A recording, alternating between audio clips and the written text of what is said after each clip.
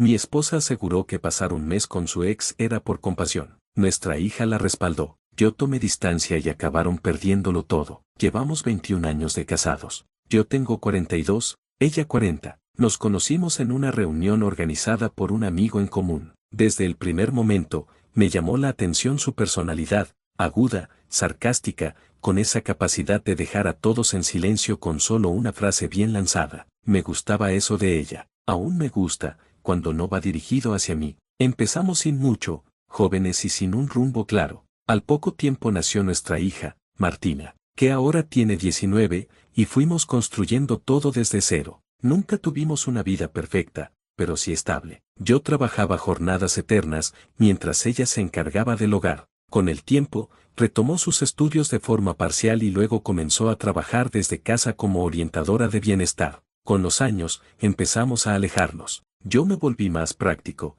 Ella, como dice ahora, más alineada con su yo superior. Empezó a cambiar el tono con el que hablaba, a perder la paciencia con facilidad. De pronto, cualquier comentario mío era recibido como una crítica. Y Martina empezó a ponerse de su lado en todo, como si fuese su porrista personal. Esto ocurrió hace unos 6 meses. Llegué del trabajo y me senté en la cocina a cenar unas sobras. Mientras comía, mi esposa, Laura, caminaba por la casa con ese nerviosismo que ya conozco. Ese andar suyo cuando está por decirme algo que no me va a gustar. Finalmente, se sentó frente a mí con total calma y me soltó. Esteban me pidió que vaya a quedarme con él un tiempo. Está pasando por un mal momento. Esteban, su ex, no fue esposo ni nada formal, solo un antiguo novio de su juventud.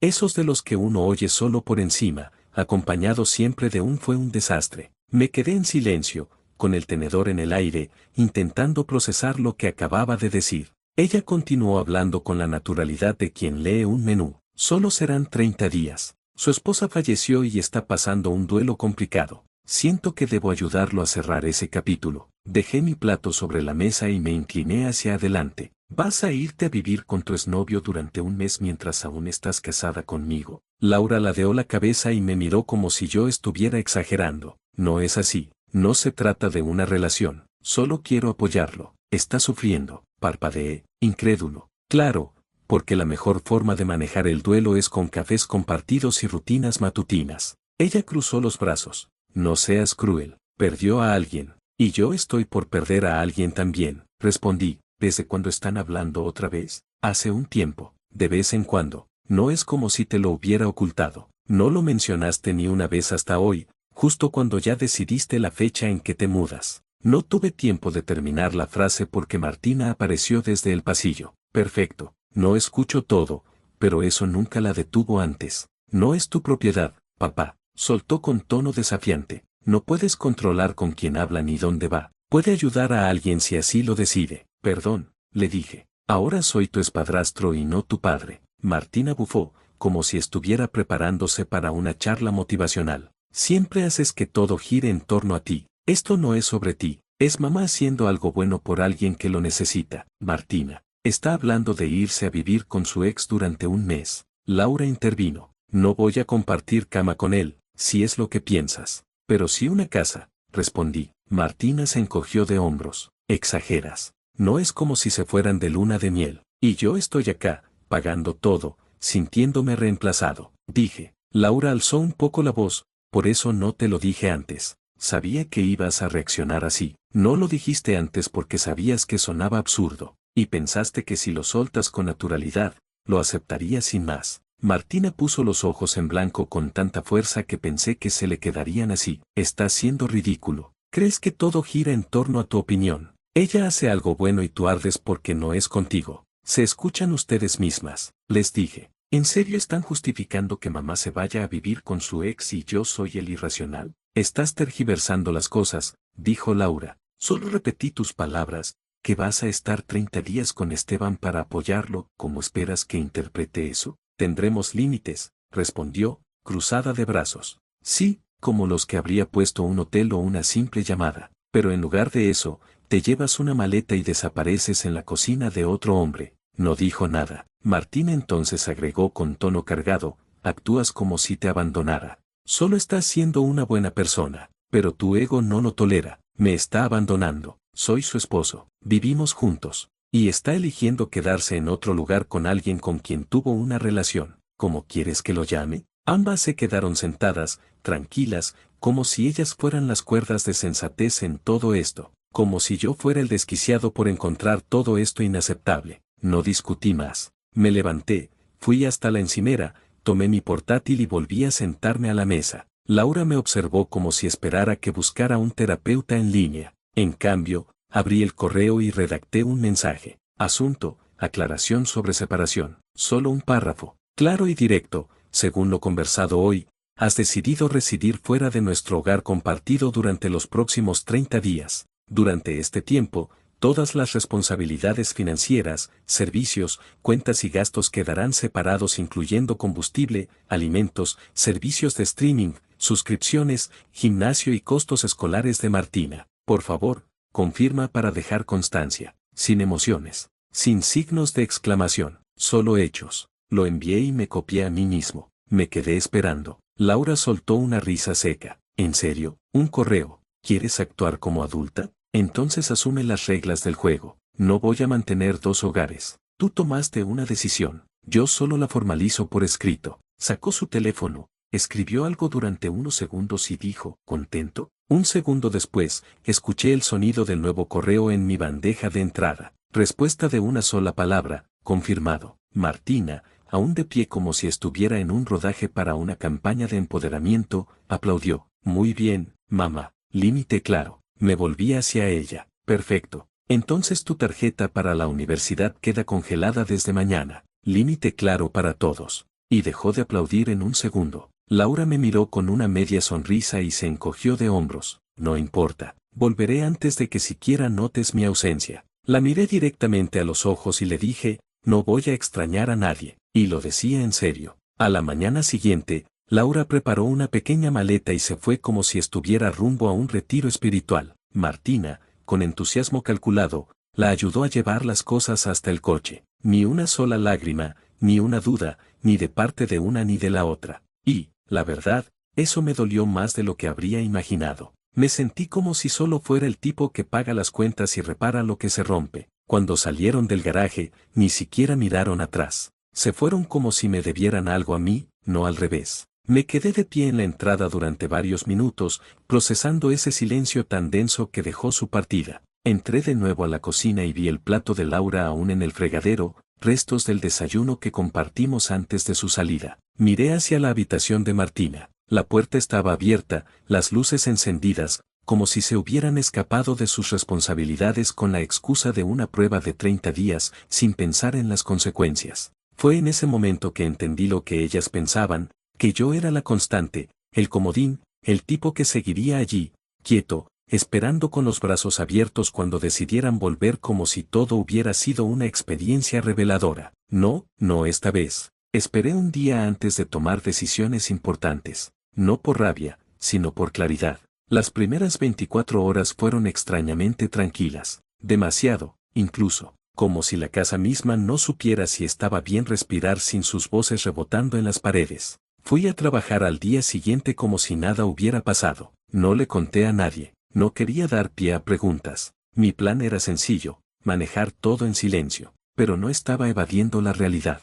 Estaba preparando el terreno, porque cuando vives con personas que te dan por sentado y luego se van creyendo que te quedarás en el mismo sitio, hay algo muy liberador en darte cuenta de que no tienes por qué hacerlo. Apenas llegué a casa, me senté con una libreta y empecé a anotar cada suscripción, cuenta y gasto compartido que salía de mi bolsillo. La lista fue más larga de lo esperado. Música, entregas de supermercado, Amazon Prime, hasta esa aplicación de astrología que Laura decía que la mantenía centrada. Todo cancelado, silenciosamente, sin advertencias, sin mensajes. Solo lo hice. Luego revisé la cuenta compartida en la nube. Laura había estado subiendo fotos desde la casa de Esteban. Nada fuera de lugar. Selfies en el porche, imágenes de su perro, smoothies verdes. Pero me incomodó. No porque creyera que algo pasaba entre ellos, aún, sino porque ella lucía tranquila, demasiado, mientras yo recogía lo que dejaron atrás. Así que seguí. Entré a la aplicación de presupuesto familiar,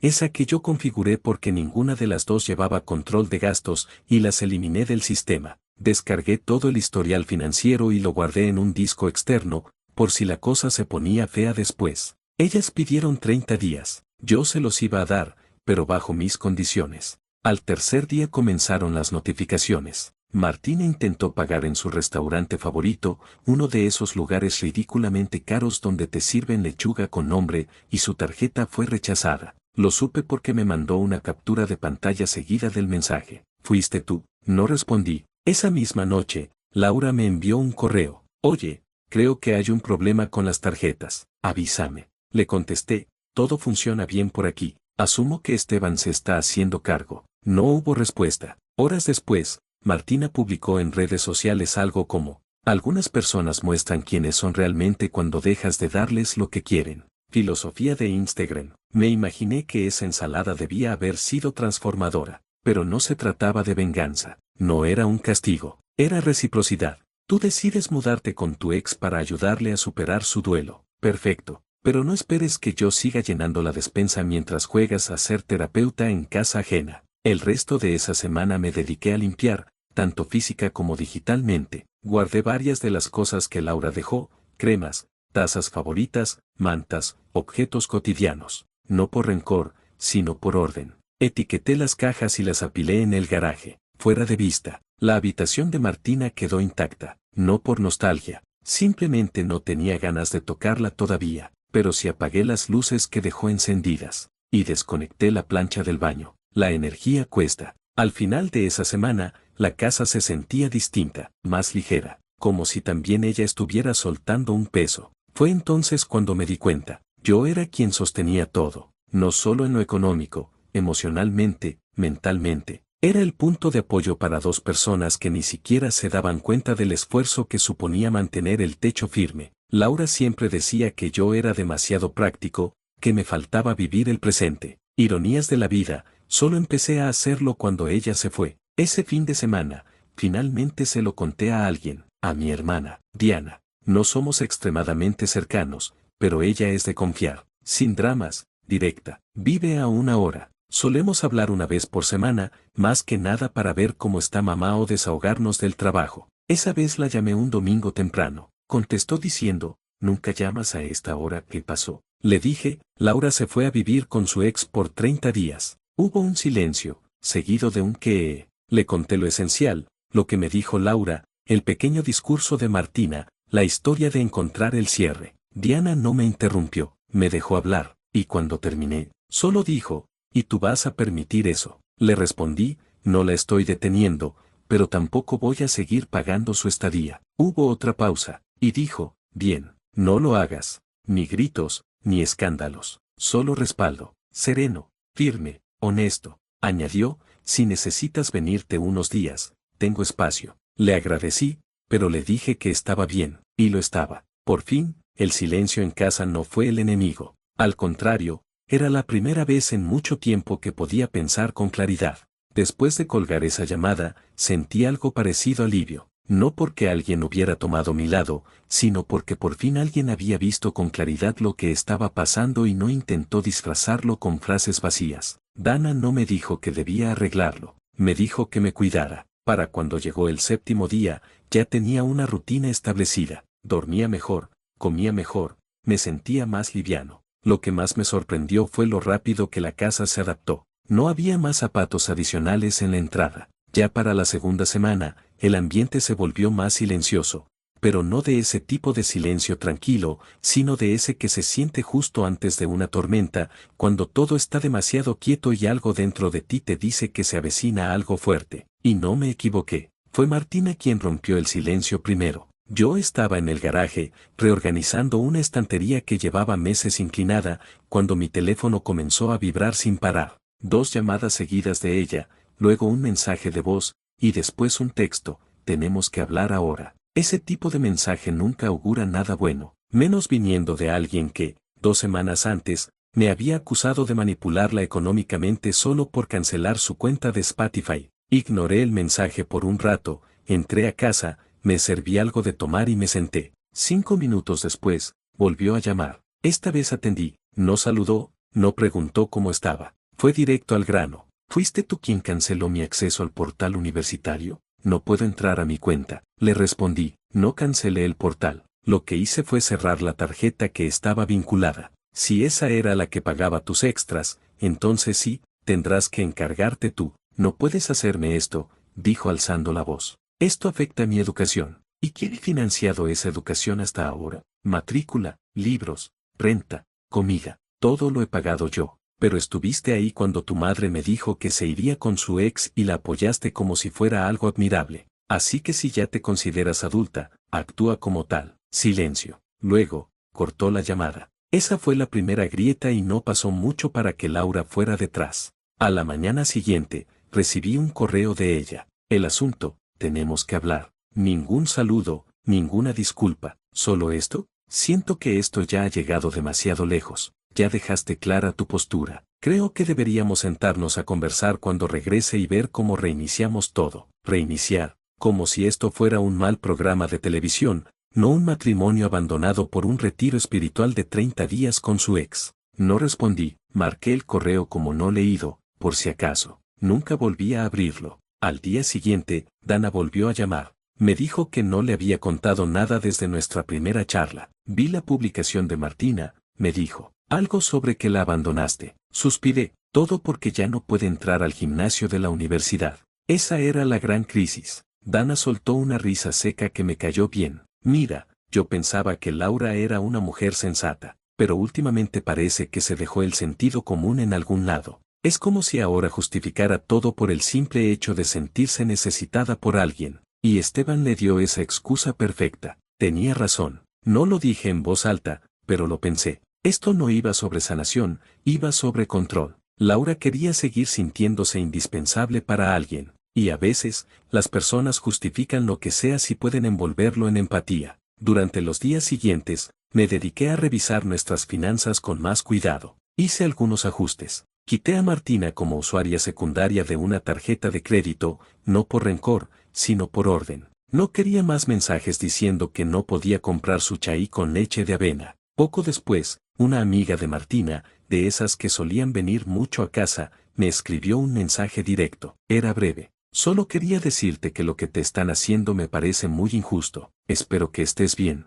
Ese mensaje me pegó más que todos los arranques de Martina juntos. Porque alguien externó, que no me debía nada, pudo ver con claridad lo que otros, que vivían bajo mi techo y comían de mi mesa, se negaban a reconocer. Finalmente, el día 13, Laura llamó. No contesté, no dejó mensaje. En su lugar, más tarde envió otro correo. Deberíamos hablar de cómo esto está afectando a Martina. Ella está pasándolo mal. Ya entendimos tu punto. Podemos ser civilizados ahora. ¿Civilizados? Qué fácil es usar esa palabra después de irte para cuidar a tu ex. No respondí. En vez de eso, llamé a mi abogado y le pregunté cómo podríamos separar bienes sin iniciar aún un trámite formal. Solo quería prepararme, tener opciones. Me explicó algunas cosas que no había considerado, temas de la casa, cuentas a largo plazo, incluso seguros donde Martina aparecía como beneficiaria secundaria. Tomamos nota de todo. No buscaba desatar una guerra. Solo quería asegurarme de no quedarme solo con el detonador si las cosas estallaban.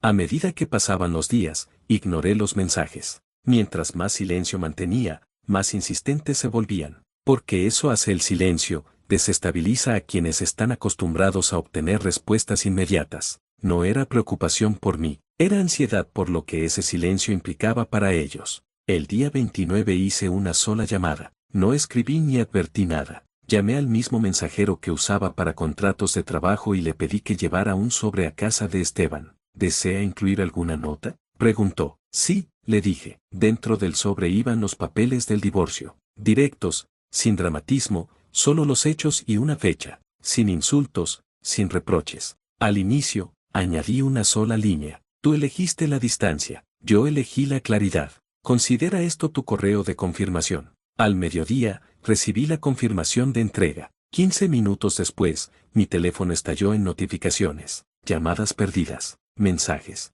¿Qué es esto? Estás exagerando. Esto no era definitivo. Vas a divorciarte por un favor de 30 días. Laura adoptó el papel de víctima de inmediato. Luego vino Martina. ¿De verdad estás castigándola por ayudar a alguien? Estás destruyendo todo por orgullo. Lo tibio. Cuando le cierras el paso a tu paz, lo llaman egoísmo. No respondí. no porque no tuviera que decir, sino porque ya lo había dicho todo con 30 días de silencio. A las 6 de la tarde apagué el teléfono. Dormí como no lo hacía desde hacía años. Al día siguiente, regresaron como si nada. Yo estaba viendo un partido en la sala cuando escuché abrirse la puerta del garaje. Ni pausé el televisor. Laura entró como si volviera de un retiro de fin de semana. Martina la siguió arrastrando una maleta y ya revisando su celular, preguntando qué había que comprar para la casa. Laura miró a su alrededor y dijo, bueno, ya estamos en casa. Como si eso debiera emocionarme. No me levanté, solo sentí, ya lo noté. Ella esperó más,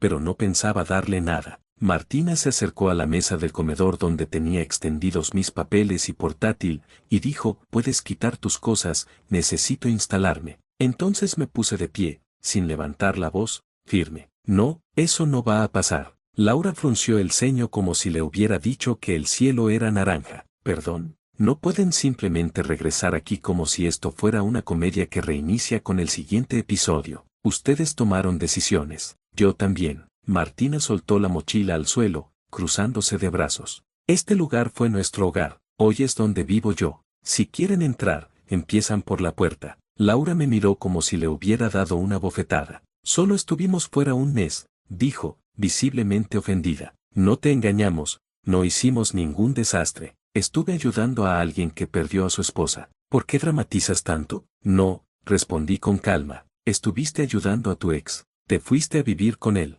Cocinaste, limpiaste, apareciste en sus fotos sonriendo como si estuvieras audicionando para una segunda ronda de tu vida anterior. Y encima esperabas que yo me quedara aquí, esperándote, con toallas tibias. No respondió. Su silencio fue más claro que cualquier palabra. Le entregué el sobre Manila que había preparado. Dentro estaba todo lo que había cancelado. Suscripciones, débitos automáticos, cuentas. Una lista de cosas que ella asumió que seguiría cubriendo. Laura lo sostuvo como si quemara. Martina miró a su alrededor como si, de pronto, notara que algo realmente había cambiado. Ni siquiera podemos quedarnos esta noche, preguntó ella. Si quieren pueden dormir en el garaje, le dije. Ahí están las cajas de tu madre o pueden irse con sus amigas como suelen hacer. La voz de Laura tembló. Nos enviaste los papeles del divorcio, eso es una locura. Lo que es una locura, dije, es dejar a tu esposo para ir a jugar a la familia feliz con tu ex y luego enojarte porque él ya no te está esperando. Martina bufó y volvió a agarrar su bolso. Vaya, qué tóxico. Sonreí. Poner límites no es tóxico. Lo que pasa es que no te gustan cuando no los controlas tú.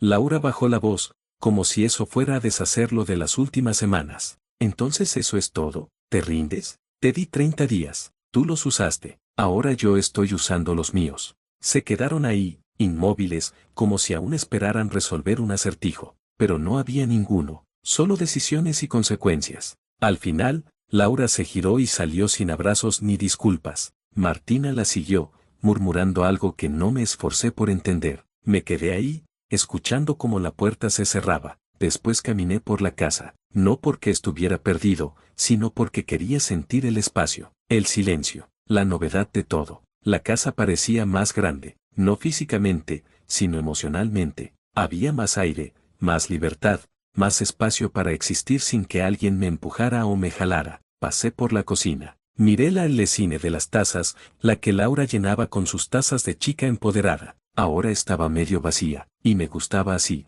Entré a la habitación, me recosté en la cama y observé el ventilador del techo. Estaba apagado. El control remoto seguía de su lado. No lo toqué. Cerré los ojos y comprendí algo inesperado. No estaba enojado, no estaba resentido, estaba en paz. Había terminado. El día de la audiencia fue todo lo contrario a lo que Laura quizás imaginaba. Nada de público, ni reacciones dramáticas, ni música épica. Solo un pasillo frío, alfombra desgastada y un par de abogados con carpetas. Como si fuera cualquier martes. Laura llegó bien arreglada, pero visiblemente tensa. Pelo rizado, maquillaje completo y el collar que le regalé hace 2 navidades, ese que decía que la hacía sentir elegante. Martina no la acompañó, lo cual no sorprendió a nadie. Siempre hablaban mucho en casa, pero en la realidad se quedaban en silencio. Laura apenas me miró al entrar. Solo asintió con los labios apretados y se sentó en su lado de la sala como si fuéramos extraños esperando al dentista. Mi abogado se inclinó hacia mí. Está nerviosa. Debería, le respondí.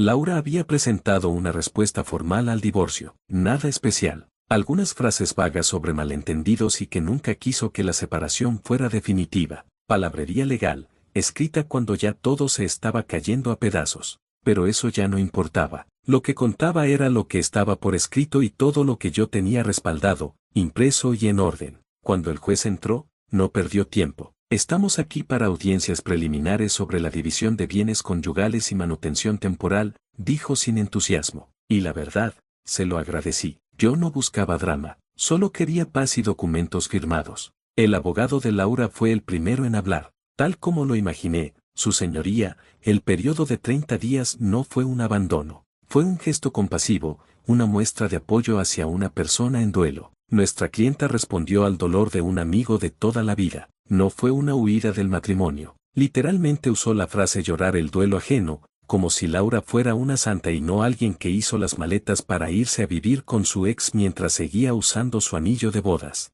Yo me mantuve serio. Entonces habló mi abogado. Caminó hasta el juez, sin levantar la voz, y dejó una carpeta sobre el estrado. Dentro estaban los siguientes documentos. El correo que le envié a Laura la noche que anunció que se iría, donde detallaba la separación voluntaria de 30 días, especificando que se mantendría económicamente por su cuenta y que todos los gastos conjuntos quedarían pausados. Su respuesta, una sola palabra, confirmado, con fecha y hora. Capturas de pantalla de nuestra nube compartida, fotos de Laura cocinando en casa de Esteban, sentada junto a él en el columpio del porche, una selfie con el texto buena energía y compañía sanadora. No era escandaloso, pero sí lo suficientemente íntimo como para destruir su narrativa de compasión temporal. Un registro detallado de cancelaciones de cuentas, cambios de contraseñas y desvinculaciones digitales, todo documentado y con fecha, sin emociones, solo hechos. El juez hojeó cada hoja en silencio, no hizo preguntas,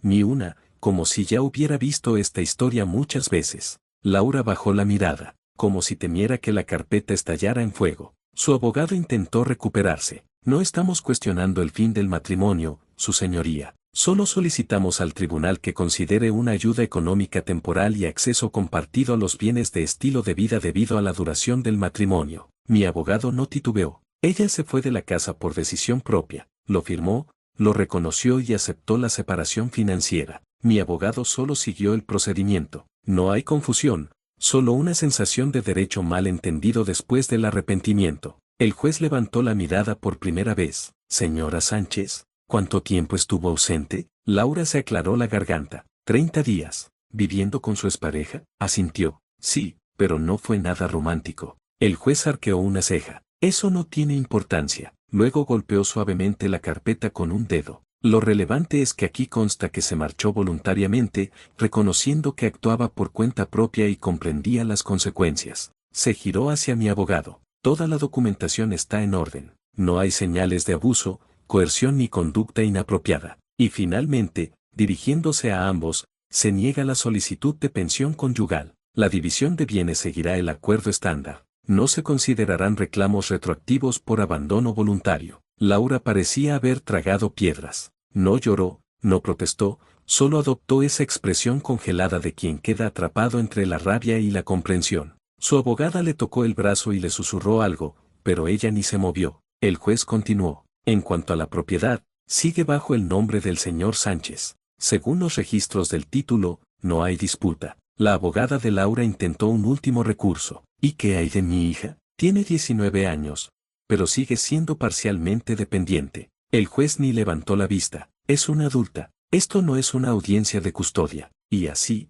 el asunto quedó resuelto. Laura no dijo una sola palabra al salir de la sala. Se la veía más pequeña, no en el sentido físico, sino como alguien que apostó por una versión de la realidad que nunca llegó. Afuera, me senté en una banca a esperar mi transporte. Ya había cancelado el servicio de coche compartido que solíamos usar juntos y no iba a pagarle el viaje de vuelta a casa de su hermana. Al poco tiempo, se acercó y se sentó en el otro extremo del banco, dejando entre nosotros al menos 60 centímetros. Tras un silencio prolongado, dijo, «Ni siquiera intentaste arreglar esto». La miré. «Te mudaste con otro hombre y esperabas que yo dejara la puerta abierta». Ella negó con la cabeza, más confundida que molesta. «Así que simplemente apagaste todo». No, respondí. Solo comprendí que era yo el único que seguía encendido. No respondió. Se quedó allí otro minuto, como si aún estuviera procesándolo. Finalmente, llegó el auto de su hermana. Laura se levantó sin decir nada y se marchó.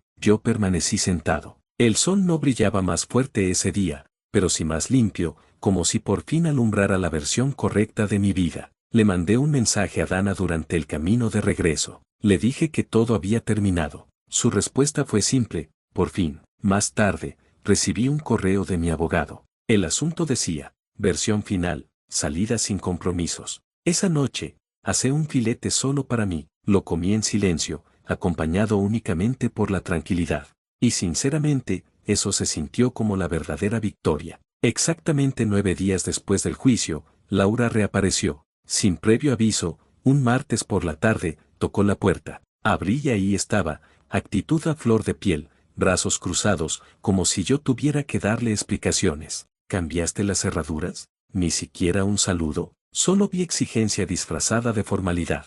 Me recargué en el marco de la puerta. Ya no vives aquí. Rodó los ojos tan fuerte que pensé que se le iban a salir. Así es como vas a actuar. Te di espacio y esto es lo que me encuentro. No me diste espacio, le dije. Le diste mi espacio a tu ex. Ignoró eso. Necesito recoger unas cosas. Dejé cosas importantes. Me encogí de hombros. Empaqué todo. Está en el garaje. Puedes pasar por ellas, pero eso es todo. Laura dio un paso al frente, como si fuera a entrar por la fuerza. No voy a hacer esto aquí. Tampoco lo vas a hacer adentro. Se la notaba desorientada, como si la realidad de que ya no era su casa recién estuviera cayendo sobre ella, como si el fallo del juez no importara porque en su mente seguíamos en una pausa. Bubu, esto es en lo que te has convertido. Frío, rencoroso, echando a tu esposa como si fuera una desconocida. Ex esposa, dije, y las desconocidas no suelen tratarme como si fuera desechable. Laura resopló. ¿Crees que esto te hace mejor persona? Incliné la cabeza. No intento ser mejor. Solo quiero que me dejen en paz.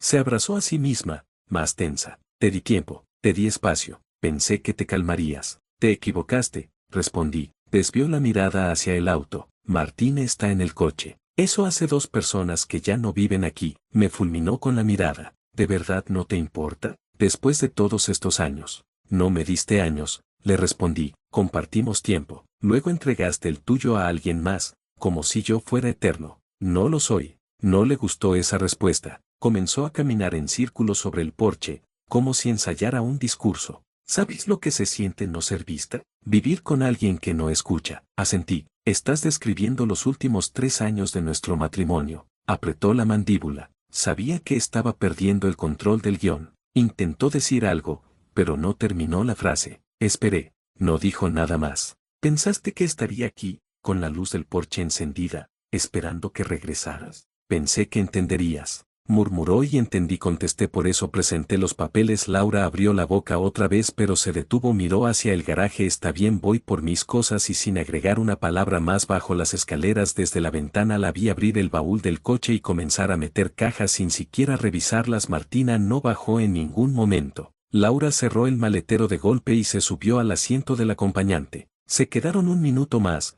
luego arrancaron. Yo me quedé de pie, observando la calle vacía. Después, cerré la puerta con llave. No por costumbre. Esta vez fue distinto. Se sintió como cerrar un capítulo. No del tipo que te sugieren en terapia, del que se manifiesta en la vida real. Cuando te das cuenta de que la paz no es algo que te regalan, es algo que eliges. Más tarde, revisé mis correos. Había uno de Martina. Sin asunto, solo reproche. Dejaste que mamá se derrumbara y no hiciste nada. Pudiste arreglarlo, pero preferiste tener la razón antes que conservar a tu familia. Ni una palabra sobre haber apoyado la decisión de su madre de irse con otro hombre. Nada sobre todas las facturas que pagué mientras me acusaban de ser controlador. Cero responsabilidad.